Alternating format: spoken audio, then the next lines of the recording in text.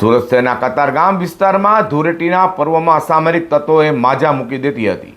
કતારગામમાં બાપા સીતારામ ચોક પાસેથી પસાર થઈ રહેલા એક નિર્દોષ પરિવાર પર લુખ્ખા તત્વોએ હુમલો કરતા સમગ્ર પંથકમાં ચકચાર મચી ગઈ છે। આ હિચકાર હુમલામાં મહિલાઓ સહિત 12 જેટલા લોકોને ઈજા પહોંચવા પામી છે। સુરતમાં ગુનેગારો હવે તહેવારોએ પણ આતંક મચાવતા હોવાની ઘટનાઓ વારંવાર સામે આવે છે। ત્યારે ધૂળેટીના દિવસે એક પરિવાર પોતાની ગાડીમાં સવાર થઈને કતારગામ વિસ્તારમાં આવેલા બાપા સીતારામ ચોક પાસે રોક્સમણી સોસાયટી નજીકથી પસાર થઈ રહ્યો હતો। તે સમયે રસ્તા પર ઉભેલા કેટલાક લુખ્ખા તત્વોએ ગાડી પર ગંદા પાણીની કોથળીઓ ફેંકી હતી। પરિવારે આ બાબતે વિરોધ કરતા મામલો બીચક્યો હતો અને અસામરિક તત્વોએ દાદાગીરી કરી ગાડીની ચાવી કાઢી લીધી હતી અને અભદ્ર ગાળાગાડી શરૂ કરી નાખી હતી।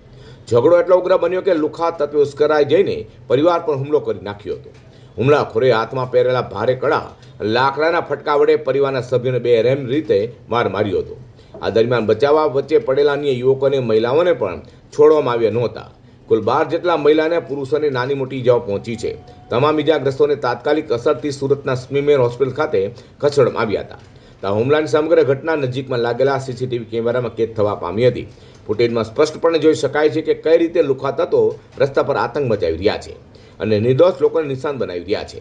ઘટનાની જાણ થતાં જ પોલીસનો કાફલો સ્મીમેર હોસ્પિટલ દોડી ગયો હતો અને ઇજાગ્રસ્તોના નિવેદન નોંધવાની તજવીજ હાથ ધરી હતી। તો બીજી તરફ પોલીસે સીસીટીવી ફૂટેજ કબજે કર્યા છે।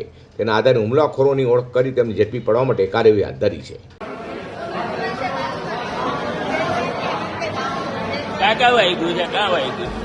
અહીંયા નાક પર વાગ્યું છે। નાકમાં ફ્રેક્ચર થયું છે? ફ્રેક્ચર આવ્યું છે ને મોઢામાં અહીંયા મૂંઢ ખાય। અને કોણ હતા? કોણ ભરવાડો હતા?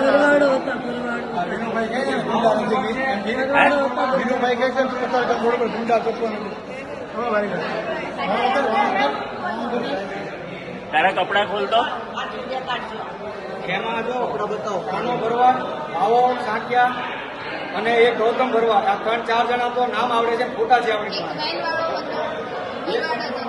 તમને એનાથી બળિયાથી માર્યા? વાયર ઘડિયા લાગેલું જે હાથમાં આવે બધી વસ્તુને મારે।